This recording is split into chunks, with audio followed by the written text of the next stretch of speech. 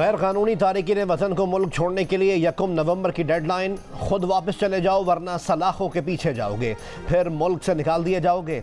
निगरान वज़ीर आज़म की ज़ेर सदारत एपेक्स कमेटी के इजलास में army chief general Syed Asim Munir ने कहा कि पाकिस्तान के पास चैलेंजेस का मुकाबला करने के सिवा कोई दूसरा रास्ता नहीं। रियासत के रिट कायम करने के लिए हर हद तक जाएंगे। एपेक्स कमेटी इजलास के एलामिये में कहा गया कि मुल्क में किसी भी किस्म के सियासी मुसल्लह गिरोह या तंजीम की कोई जगह नहीं। प्रोपेगेंडा और गलत मालूमात की मुहिम जोई करने वालों को साइबर कवानीन के तहत सख्ती से निपटा जाएगा।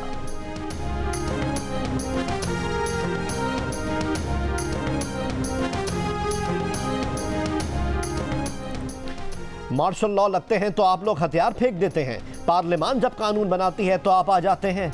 प्रैक्टिस एंड प्रोसीजर एक्ट के खिलाफ दरख्वास्तों पर समाअत में चीफ जस्टिस ऑफ पाकिस्तान के रिमार्क्स।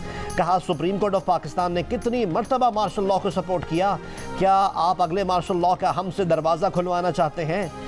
दुनिया में हर कानून में अपील का हक दिया है, आपको इस कानून से क्या तकलीफ पहुंच रही है? इसका तरीक़ाकार क्या होना चाहिए, ये तय होना चाहिए। अगर सुप्रीम कोर्ट को गैर मामूली इख्तियार दिया जा सकता है तो क्या वापस नहीं हो सकता? मजीद समाअत पीर तक मुलतवी।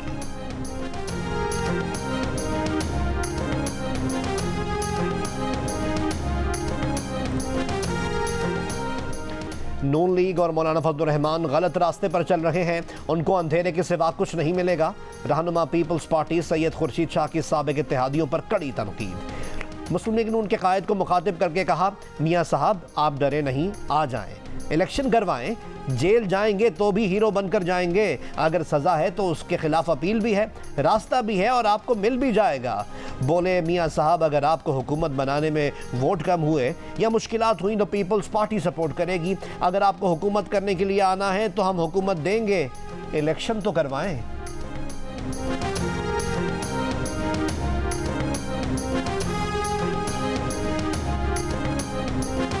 साबिक वफाकी वज़ीर फैसल वाडा ने प्रोग्राम कैपिटल टॉक में कहा है कि इलेक्शन जनवरी में नहीं होंगे। फैसल वाडा ने कहा कि मौजूदा हालात और वाक़यात ऐसे हैं कि इलेक्शन जनवरी में होते नज़र नहीं आ रहे। रहनुमा मुस्लिम लीग नून बैरिस्टर मोहसिन शाह नवाज रांझा ने कहा कि इलेक्शन जनवरी या फरवरी में होंगे। इलेक्शन 10-15 रोज़ ऊपर नीचे हो सकते हैं।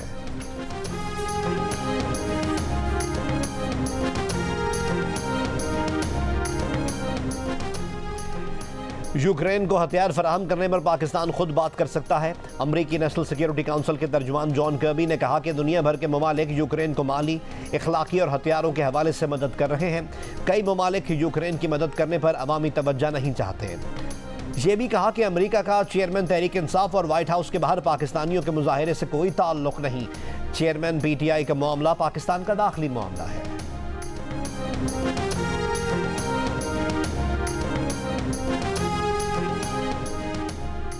अफगान बाशिंदों की दोबारा आबादकारी के लिए पाकिस्तान अहम पार्टनर रहा है। अमरीकी महकमा खारजा के नायब तर्जुमान वेदांत पटेल की प्रेस ब्रीफिंग।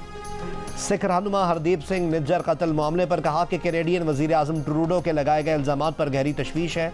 भारत से निजी और अवामी सतह पर कनाडा की तहकीकात में ताउन के लिए कहा है। कनाडा की तहकीकात आगे बढ़ना और मुजरिमों का इंसाफ के कटहरे में आना इंतहाई अहम है। खालिस्तान तहरीक को इजहार राय की आज़ादी का मामला करार दे दिया। कहा, अमरीका में लोगों को इजहार राय की आज़ादी का हक है।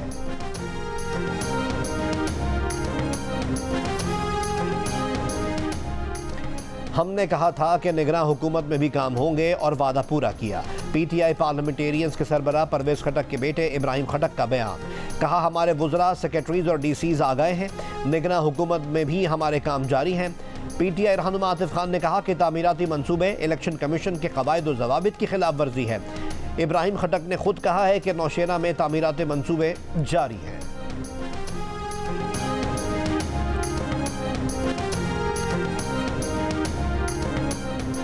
लाहौर में शेरावाला गेट के करीब पेट्रोल पंप पर ऑयल भरते हुए टैंकर में आग लग गई।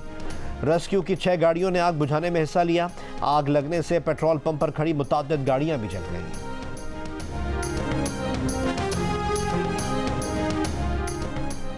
Cricket world cup warm up match में ऑस्ट्रेलिया ने पाकिस्तान को 14 रन से हरा दिया।